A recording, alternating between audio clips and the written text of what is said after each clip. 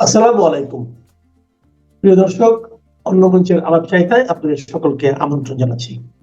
যদি আগামী 12ই ফেব্রুয়ারি নির্বাচন হয়, এ কারণেই একথা বলছি যে নির্বাচন নিয়ে এখনো অনেক সংশয় রয়েছে। এমনকি 11ই ফেব্রুয়ারিও বলা যাবে না যে 12ই ফেব্রুয়ারি নির্বাচন হবে কিনা। তবে নির্বাচন নিয়ে বেশ কিছু নাটক জমে উঠেছে। অনেকেই বলছেন এই নাটকগুলো অনেকটাই সাজানো, এই নির্বাচনের ফলাফল কি হবে সেগুলোও পূর্ব নির্ধারিত। যাই হোক, সেটা নিয়ে পরে কথা বলবো। আজকে ইলেকশন ইঞ্জিনিয়ারিং এর একটা নতুন অভিনব পদ্ধতি নিয়ে আপনাদের সাথে কথা বলবো। আপনারা ইলেকশন ইঞ্জিনিয়ারিং সম্পর্কে অনেক কিছু ইতিমধ্যে শুনেছেন, যে এক্সট্রা অর্ডিনারি ভোটার মাইগ্রেশন, যেটা নিয়ে আমি আগে কথা বলেছি, যে স্পেসিফিক সিটে, যে সিটে তারা হেরে যাবে সেই সিটের নেতাকর্মীদের যে সিটে তাদের জেতার সম্ভাবনা আছে বা প্রতিদ্বন্দ্বিতা হবে সেখানে এনে নতুন করে ভোটার করা, যার ফলশ্রুতিতে দেখা গেছে এক বাড়িতে যেখানে 5, 6, 7 জন ভোটার হওয়ার কথা সেখানে 200, 300 জন ভোটার হয়ে বসে আছে। যাই হোক, এরকম নানাবিধ ইলেকশন ইঞ্জিনিয়ারিং এর কথা আপনারা শুনেছেন, কিন্তু একটা অদ্ভুত ইঞ্জিনিয়ারিং এর খবর আজকে পেলাম এবং এত রিলায়েবল একটা সোর্স থেকে পেয়েছি, তাই আমার মনে হলো যে এই বিষয়টা সবাইকে জানানো দরকার। কুমিল্লা ক্যান্টনমেন্ট এবং ভাটিয়ারি রিলেটেড একটা চক্র ইতিমধ্যে 20,000 আর্মির ড্রেস তৈরি করেছে। কিছু হলো আর্মির সৈনিকদের, আর কিছু হলো আর্মি অফিসারদের, বিশেষ করে ক্যাপ্টেন এবং মেজর র্যাঙ্কের জন্য। এই কিছু একটা দলের সিভিলিয়ানরা এই পোশাকগুলো পরে জনপদে নির্বাচনের আগে তারা ডিউটি করবে। বিভিন্ন বাড়িতে গিয়ে তারা বিভিন্ন নেতাকে ধরার জন্য যাবে বা নেতাকে ভয়ভীতি দেখানোর জন্য যাবে, এবং বিশেষ করে বাংলাদেশের যেসব দুর্গম এলাকায় সেনাবাহিনীর স্বাভাবিকভাবে থাকার কথা না, সেই সব জায়গায় এই ভুয়া পোশাকধারী আর্মি অফিসার এবং সৈনিকরা যাবে। এদের উদ্দেশ্য হলো যে, ধরেন একটা গ্রামে গিয়ে তারা কোনো একটা দলের নেতাকে খুঁজতে গেল, তখন হবে কি যে ওই গ্রামে ওই দলের মধ্যে একটা আতঙ্ক ছড়িয়ে পড়বে যে খাইছে রে, আর্মি আসছে, এবং আর্মি বোধহয় এবার এই নির্বাচনে এই দলের এগেনস্টে কাজ করবে। সো এই ভীতিটা যখন সারা দেশব্যাপী ছড়া যাবে, তাতে অন্য যে দল যাদের সমর্থকরা এই ভুয়া আর্মির পোশাক পরে নকল আর্মি অফিসার হয়ে বা সৈনিক হয়ে জনপদে যাবে, তারা বেনিফিটেড হবে। তো এই যে আর্মির পোশাক তৈরি করে ভুয়া আর্মি অফিসার, এর দ্বারা জনপদে ডিউটি দেওয়ানো হবে, এদের মাধ্যমে নির্বাচনী ফলাফলকে প্রভাবিত করার একটা চেষ্টা করতে হবে। তাহলে আমাদের করণীয় কি? এরকম এটা যদি সত্যি হয়, প্রথমত হলো যে আমরা সেনা কর্তৃপক্ষের দৃষ্টি আকর্ষণ করছি, এবং এই যে তথ্যটি আমরা পেয়েছি এটার সত্যতা যাচাই করা হোক, এবং যদি এটা সত্য হয় তাহলে যারা এর জন্য দায়ী তাদের বিরুদ্ধে খুব তাড়াতাড়ি ব্যবস্থা নেওয়া হোক। আর যারা সাধারণ মানুষ আছেন, যাদের ভিকটিম হবার ঝুঁকি রয়েছে, তাদের জন্য কিছু টিপস আমি দিচ্ছি। যে প্রথমত হলো যে সেনাবাহিনী সাধারণত কোথাও গেলে গাড়িতে করে যায়, এবং তারা সাধারণত দুটো গাড়িতে করে যায়। এমন হতে পারে যে এই নির্বাচনকালীন হয়তো ভেহিকেলের লিমিটেশনস থাকতে পারে, যে পর্যাপ্ত গাড়ি সরবরাহ না করতে পারে, সেই ক্ষেত্রে একটা গাড়িতে যেতে পারে, বাট জেনারেলি আর্মি দুটা গাড়িতে মুভ করে। দ্বিতীয় হলো যে আর্মি মাঝে মধ্যে আবার ওই যে সিভিলিয়ানদের গাড়ি রিকুইজিশনে করা হয়, সেগুলো ব্যবহার করতে পারে, বাট সেখানে কার্ড থাকে আর কি, লেখা থাকে যে এটা নির্বাচনী কাজে সেনাবাহিনী কর্তৃক ব্যবহৃত। সো আপনারা এইগুলো দেখবেন।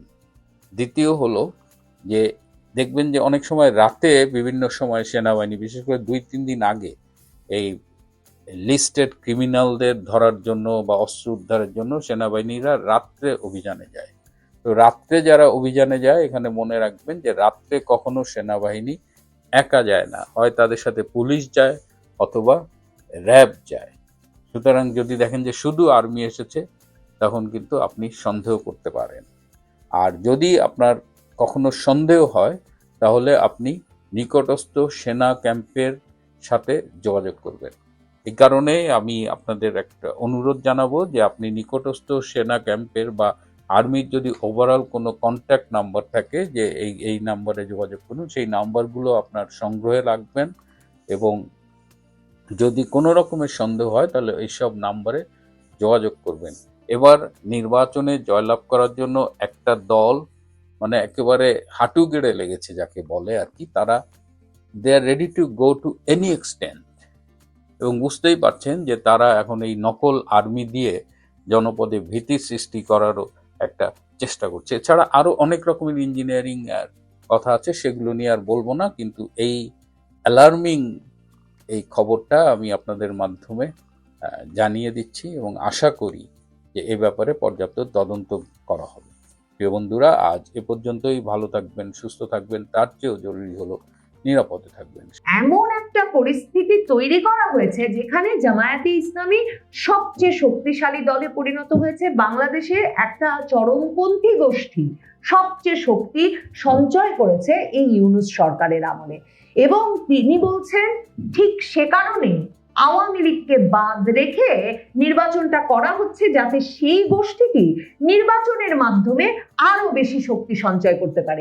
বাংলাদেশের সাবেক প্রধানমন্ত্রী শেখ হাসিনার পুত্র সজীব ওয়াজেদ জয় কলকাতার এক সভায় সরাসরি সংযুক্ত হয়ে ভিডিও কলে আহ্বান জানিয়েছেন আন্তর্জাতিক সম্প্রদায়ের প্রতি যে আন্তর্জাতিক সম্প্রদায়ের একেবারেই চূড়ান্ত সময় চলে এসেছে।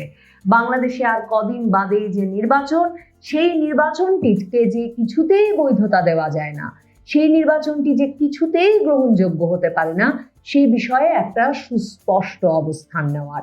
সজীব ওয়াজেদ জয় এই বক্তৃতাটি কলকাতায় শুরুতেই বলেন যে কেউ কিছু মনে না করলে তিনি ইংরেজিতে দিতে চান, সম্ভবত সারা ভারতের সকল গুরুত্বপূর্ণ শ্রোতার কাছে কানের কাছে পৌঁছানোর জন্য এবং বিশেষভাবে আন্তর্জাতিক সম্প্রদায়ের কাছে তার বার্তাটি পৌঁছে দেওয়ার জন্যই সজীব ওয়াজেদ জয় ইংরেজিতে এই বার্তা দেওয়ার প্রয়োজন বোধ করেছেন। সজীব ওয়াজেদ জয় স্পষ্ট ভাষায় বলেছেন যে বাংলাদেশে জামায়াতে ইসলামী আওয়ামী লীগ বিহীন একটা নির্বাচন অনুষ্ঠানের মাধ্যমে এবং সেই নির্বাচনটি যদি হয়ে যায় তার ফলে জামায়াতে ইসলামী যে ধরনের একটা শক্তিশালী রাজনৈতিক পক্ষতে পরিণত হতে যাচ্ছে, এরপর 5, 10 কিংবা আরো দীর্ঘ সময় বাংলাদেশের রাজনীতিকে সে পথ থেকে ফেরানো মুশকিল হয়ে যাবে। সজীব ওয়াজেদ জয় ব্যাখ্যা করে বলেছেন যে জামায়াতে ইসলামীর মতো দলগুলো, ইসলামিস্ট দল যেগুলো, ইসলামপন্থী দল যেগুলো, সেগুলোকে মডারেট মুসলিম দল হিসেবে অভিহিত করবার কোনো সুযোগ নেই, যেভাবে দলটি নিজেদের এখন ব্যাখ্যা করতে চাইছে মধ্যপন্থী ইসলামপন্থী দল হিসেবে, কিংবা পশ্চিমের অনেক দেশ যে তাদেরকে এভাবে দেখতে চাইছে। সজীব ওয়াজেদ জয় সাবধান করে বলছেন কোনো ইসলামপন্থী দলকে, ধর্মভিত্তিক দলকে সেভাবে বিবেচনা করার সুযোগ নাই। তিনি বুঝিয়ে বলছেন রীতিমতো যে আমরা মুসলিমেরা যখন রাজনৈতিক দল করি তখন আমরা সেই রাজনৈতিক দলটি কোনো ধর্ম প্রতিষ্ঠার জন্য করি না, কিন্তু এই ইসলামপন্থী দলগুলো ধর্ম প্রতিষ্ঠার জন্য রাজনীতি করে। কাজেই তাদের সর্বশেষ লক্ষ্য সবসময়, চূড়ান্ত লক্ষ্য সবসময় শরিয়া প্রতিষ্ঠা করা। কাজেই এই দলগুলো যে কোনো চরমপন্থার মাধ্যমে আসলে সেই ধর্মভিত্তিক আইনটি চাপিয়ে দিতে চায়। কাজেই সজীব ওয়াজেদ জয় সাবধান করে বলছেন যে সম্প্রতি জামায়াতের আমিরের যে ধরনের মন্তব্যে, নারীদের বিষয়ে যে ধরনের মন্তব্যে সকলে চমকে গেছেন, এতে চমকে যাওয়ার কিছু নাই।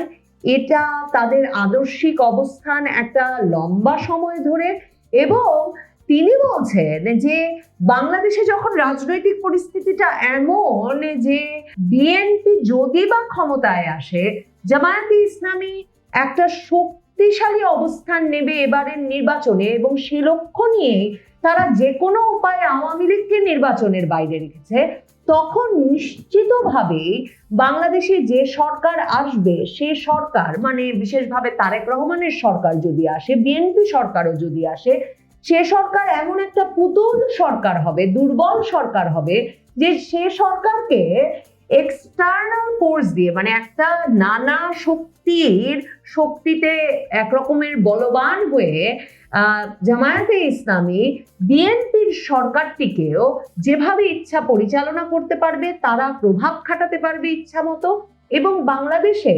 পাকিস্তান ইচ্ছা মতো প্রভাব খাটাতে পারবে। এর ফলে আঞ্চলিক যে নিরাপত্তাহীনতা তৈরি হবে, যে চরমপন্থার বিকাশ ঘটবে বাংলাদেশে, সেটা কারো জন্য মঙ্গল হবে না। কাজেই সজীব ওয়াজেদ জয় বলছেন, আন্তর্জাতিক সম্প্রদায়ের সময় একেবারে কমে এসেছে। এটাই চূড়ান্ত সময় যখন তাদের এখনই বলা দরকার যে নির্বাচন আওয়ামী লীগকে বাইরে রেখে অনুষ্ঠিত হতে যাচ্ছে, জামায়াতে ইসলামীকে বাংলাদেশের একটা শক্তিশালী রাজনৈতিক শক্তিতে পরিণত করার জন্য, সেই নির্বাচনটি গ্রহণযোগ্য হতে পারে না, বাংলাদেশ এবং এই অঞ্চলের নিরাপত্তার জন্য ভালো হতে পারে না। সজীব ওয়াজেদ জয় এই কথা বলতে গিয়ে বিএনপির প্রসঙ্গেও বলেছেন। তিনি বলেছেন যে মার্কিন গোয়েন্দা সংস্থা FBI তারেক রহমানের দুর্নীতি দুর্বলতা সম্পর্কে এত তথ্য সংগ্রহ করেছিল আগেই, এবং তাদের হাতে এত তথ্য আছে যে তারা যে কোনো সময় তারেক রহমানের বিরুদ্ধে অভিযোগ আনতে পারে।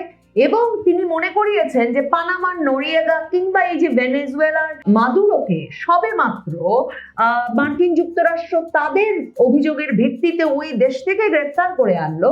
মার্কিন যুক্তরাষ্ট্র এমন ভাবেই বিশ্ব সভাকে দেখে, বিশ্বের রাজনীতিকে দেখে। কাজেই তিনি বলছেন তারেক রহমানকে FBI এর কাছে তার বিষয়ে এত অভিযোগ থাকা অবস্থায় একরকমের মার্কিন যুক্তরাষ্ট্রের পাপেট হয়ে, পুতুল সরকার হয়ে থাকতে হবে, যে কারণে মার্কিন যুক্তরাষ্ট্র এখন তার প্রতি বেশ আগ্রহ দেখাচ্ছে বলে সজীব ওয়াজেদ জয় বলছেন। কিন্তু তিনি বলছেন তারেক রহমানের পক্ষে তাই কখনো একদিকে যেমন মার্কিন যুক্তরাষ্ট্রের ইচ্ছার বিরুদ্ধে কোনো শক্ত অবস্থান নেওয়া সম্ভব হবে না, তেমনি দেশের ভেতরের রাজনীতিতেও তিনি কোনো শক্ত অবস্থান নিতে পারবেন না বাংলাদেশকে চরমপন্থার দিক থেকে ঠেকাতে, কিংবা বাংলাদেশের একটা বড় ধরনের রাজনৈতিক পরিবর্তন থেকে ঠেকিয়ে দিতে।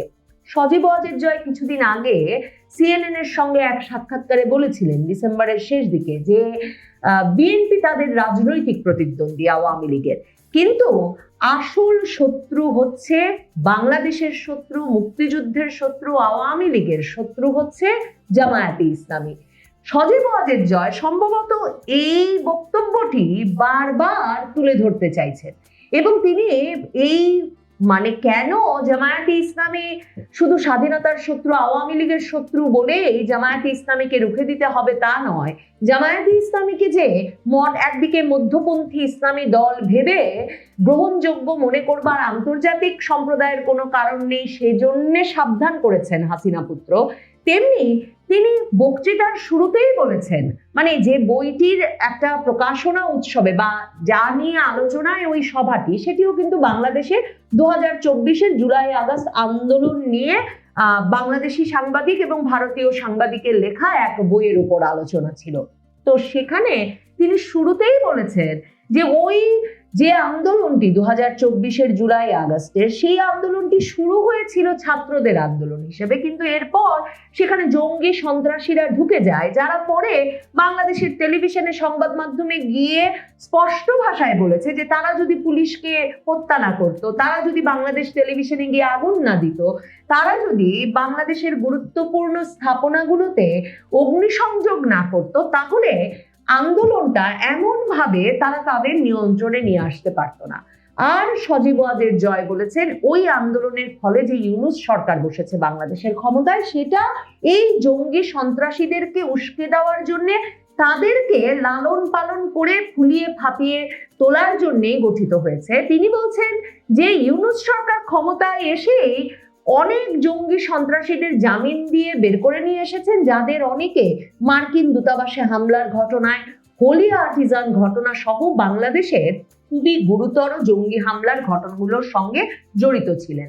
কাজেই সজীব ওয়াজেদ জয় মনে করাচ্ছেন যে এই যে একটা অনিরাপদ পরিস্থিতি সৃষ্টি করা হয়েছে বাংলাদেশে, এই চরমপন্থীদেরকে একরকমের ছেড়ে দিয়ে তাদেরকে যেমন ইচ্ছা করতে দিয়ে, যে ক্ষেত্রে তিনি উদাহরণ দিয়েছেন যে ইউনূসের মুখপাত্র মবকে, যেই মব কিনা আপনার মতের সঙ্গে না মিললেই আপনাকে পিটিয়ে মারতে পারে, আপনাকে খুন করতে পারে, সেই মবকে ইউনূসের মুখপাত্র প্রেসার গ্রুপ হিসেবে অভিহিত করেছেন। কাজেই এমন একটা পরিস্থিতি তৈরি করা হয়েছে যেখানে জামায়াতে ইসলামী সবচেয়ে শক্তিশালী দলে পরিণত হয়েছে। বাংলাদেশে একটা চরমপন্থী গোষ্ঠী সবচেয়ে শক্তি সঞ্চয় করেছে এই ইউনূস সরকারের আমলে, এবং তিনি বলছেন ঠিক সে কারণে আওয়ামী লীগকে বাদ রেখে নির্বাচনটা করা হচ্ছে, যাতে সেই গোষ্ঠীটি নির্বাচনের মাধ্যমে আরো বেশি শক্তি সঞ্চয় করতে পারে।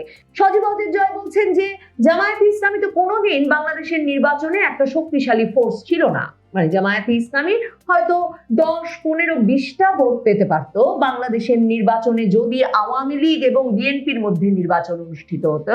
সেক্ষেত্রে সজীব ওয়াজেদ জয় বলছেন বিএনপি তো একসময় না একসময় ক্ষমতায় আসতোই, বিএনপি একটা বড় দল, তো সেই বিএনপি আওয়ামী লীগ থাকা অবস্থায় যদি নির্বাচনটা হতো তাহলে তো 10, 15, 20টার বেশি সিট কখনো জামায়াতে ইসলামী পেত না, এবং সে কারণেই এ দফায় আওয়ামী লীগকে বাদ রেখে নির্বাচন করা হচ্ছে।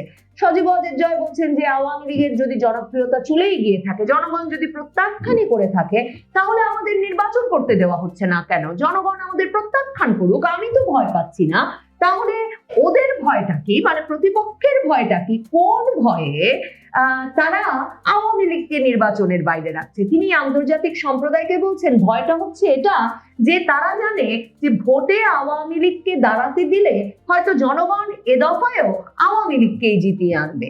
এই সব যুক্তি তুলে ধরে সজীব ওয়াজেদ জয় বলেছেন যে আওয়ামী লীগের 17 বছরেই বাংলাদেশের সংখ্যালঘু সম্প্রদায় সবচেয়ে নিরাপদ ছিল। আওয়ামী লীগের 17 বছর সময়েই সবচেয়ে বেশি উন্নয়ন ঘটেছে। আওয়ামী লীগের 17 বছর সময়ে তিনি মনে করান যে ভারতের ইস্টার্ন বর্ডার, পূর্বাঞ্চলীয় সীমান্ত সবচেয়ে শান্ত ছিল, সেখানে কোনো বিচ্ছিন্নতাবাদী কর্মকাণ্ড হতে দেওয়া হয়নি, হতে পারেনি।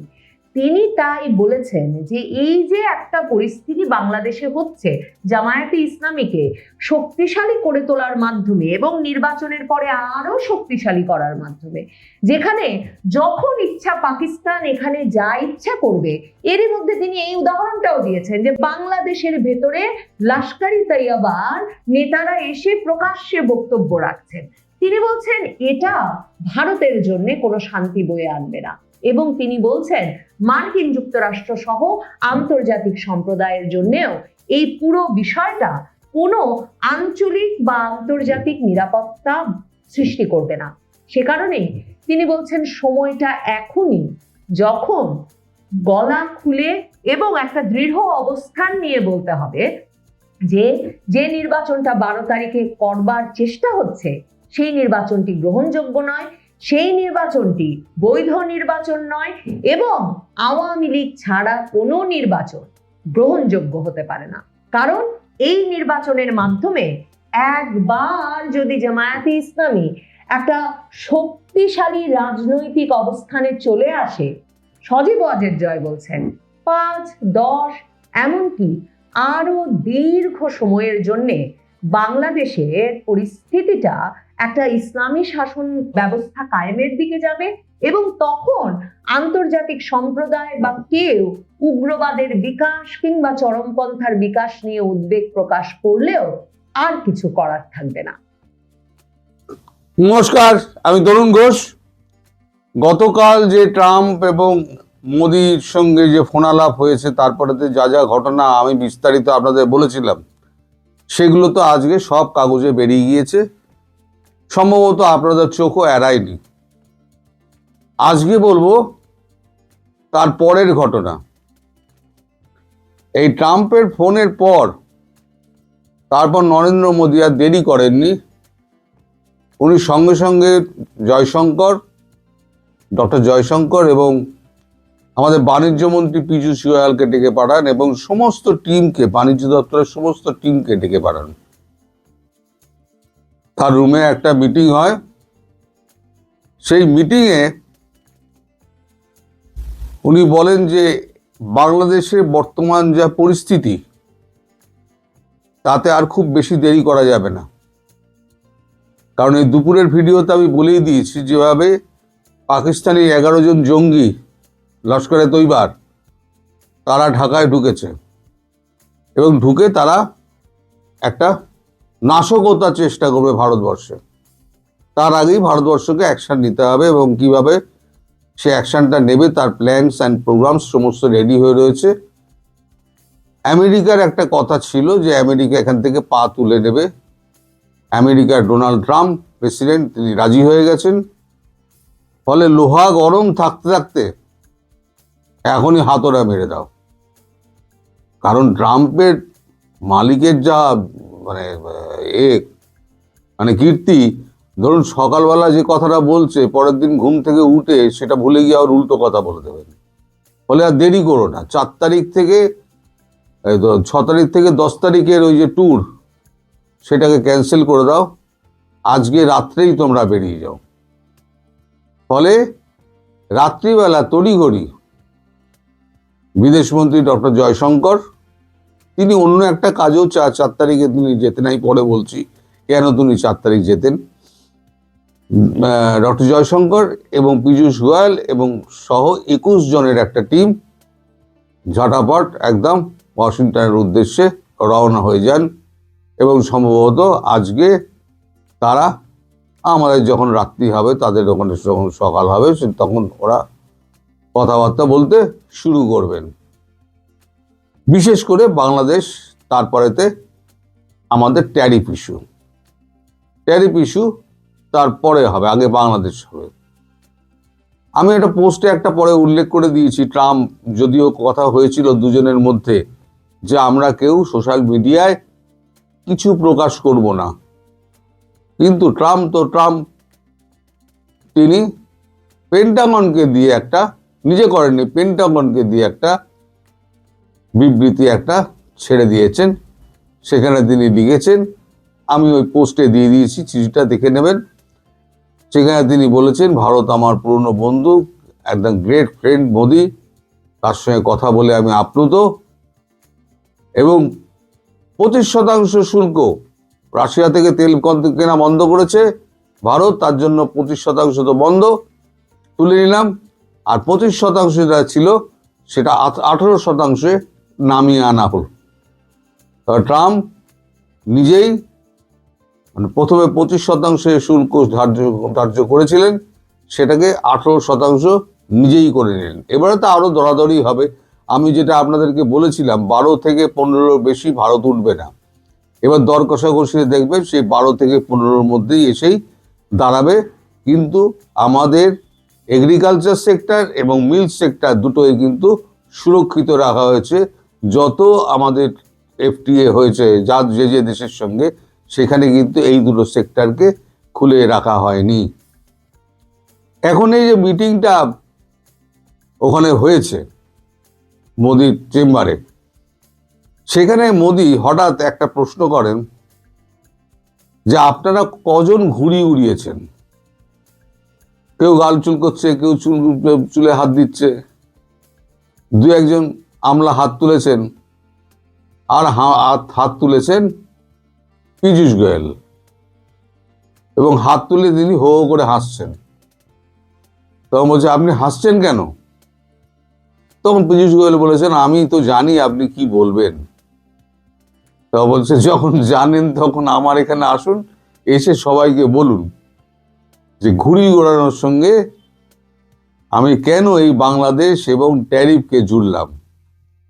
তখন পীযূষ গোয়েল বলেন ঘুড়ি ওড়াতে গেলে দুটো জিনিসের দরকার হয়, একটা হচ্ছে হাওয়া আর একটা হচ্ছে সুতো, আর মেন অবজেক্টটা হচ্ছে ঘুড়ি। সুতো যার হাতে, হাওয়া যার পালে, ঘুড়ি সেই ওড়াবে। এবং সে জানে ঘুড়িকে কতটা ছাড়লে ঘুড়ি কোথায় যাবে এবং লাটাই গুটলে ঘুড়ি কোথায় আসবে, এবং জায়গা মতো আমি ঠিক গোত্তা মেরে প্যাঁচটি কেলে আমি অন্য পক্ষের ঘুড়িটি কেটে দিতে পারবো।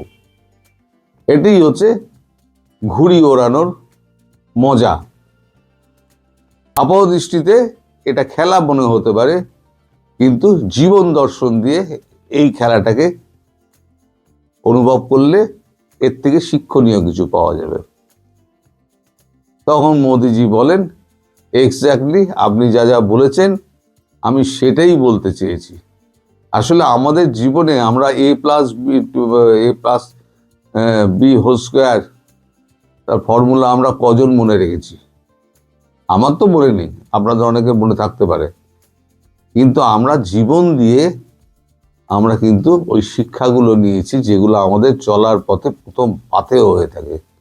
এই যে বিয়ের সময় দেখেন যে এত সেই সাজগোজ হই হুল্লোড় ধুমধাম সাজানো খাওয়ানো দাওয়ানো, ওটা কিন্তু বিয়ে নয়।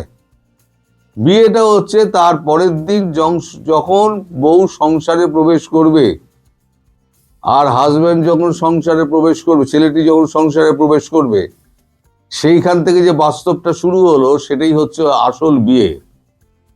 আর বাকিগুলো হচ্ছে সব লোক দেখানো, আত্মীয় স্বজন খাওয়ানো আর লোক দেখানো। এখানেও তেমনি আমরা জীবন দিয়ে আমরা কি আমাদের লেখাপড়া আমাদের করতে হয়, আমাদের সমাজে শিক্ষিত হতে গেলে লেখাপড়া করতে হয়, তার একটা দাম আছে, নিশ্চয়ই আছে। লেখাপড়া না থাকলে পরে আমাকে শ্রমজীবী হয়ে কাটাতে হতো। কিন্তু এই লেখাপড়ার বাইরে এই পড়তে পড়তে মস্তিষ্কের যে মানে বন্ধ অংশগুলো খুলতে থাকে এবং সমাজ থেকে আমরা শিক্ষাটা নিই।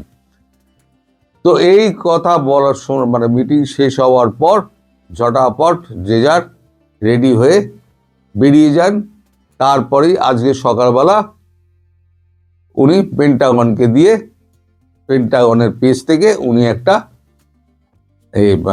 বার্তা দিয়ে দেন যে মোদি আমার খুব ভালো বন্ধু, মোদির সঙ্গে আমার খুব ভালো ফোনে কথা হয়েছে এবং আমি ঘোষণা করছি যে 18% ট্যারিফ ভারতের উপরে লাগালাম, নামিয়ে আনলাম। যদিও বললাম আমি যে ওটা করবে না।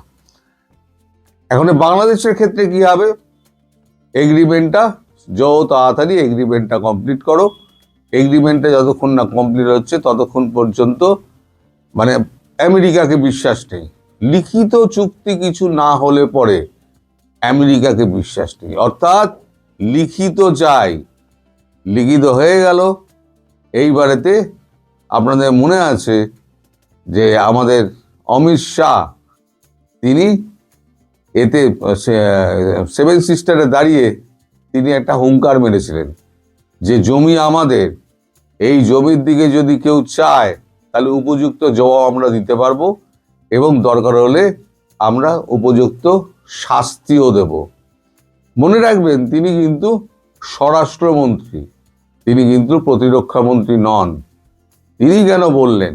আমাদের দেশে কিন্তু এক মন্ত্রকের মন্ত্রী অন্য মন্ত্রকের মন্ত্রী ব্যাপারে কখনো ডিঙিয়ে কথা বলেন না।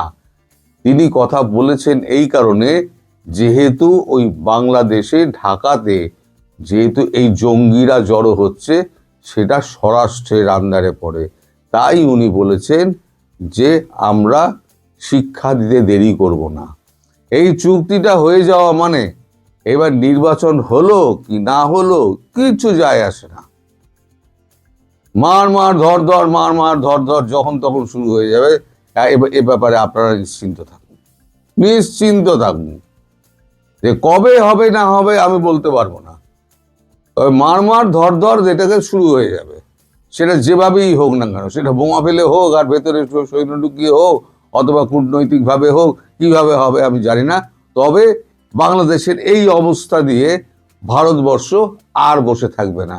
সুতরাং সময় এসে গেছে। আমি বলেছিলাম না, বারবার আমি বলে যাচ্ছি, এই যে 12 তারিখে আপনাদের নির্বাচন, তার আগে এবং পরে এই সময়টা খুব সন্ধিক্ষণ। 12 তারিখটা হচ্ছে খুব সন্ধিক্ষণ। এই সন্ধিক্ষণের দিকে চেয়ে থাকুন। এই সন্ধিক্ষণের আশেপাশে একটা বড় ঘটনা ঘটবে যেটা আপনাদের কল্পনাতীত। আমি বরাবর বলে যাই যে একটা কল্পনাতীত ঘটনা ঘটবে, যে ঘটনা আপনাদের সবাইকে হতবাক করে দেবে। আমি আবার বলছি, বাংলাদেশের মানুষ একটু শান্ত থাকুন। আপনাদের এই জীবনে একটা কালো মেঘের ছায়া যেটা পড়ে এসছে, এখন দেখা গিয়েছে, সেই কালো মেঘ থেকে আপনারা নিশ্চয়ই সূর্যের দেখা পাবেন এবং সেই সূর্যোদয় খুব তাড়াতাড়ি হবে। সবাইকে আমি সেই অপেক্ষা করতে বলবো এবং আপনাদের ধৈর্য ধরতে বলবো এবং আপনাদের সাবধানে থাকতে বলবো এবং সুস্থ থাকতে বলবো।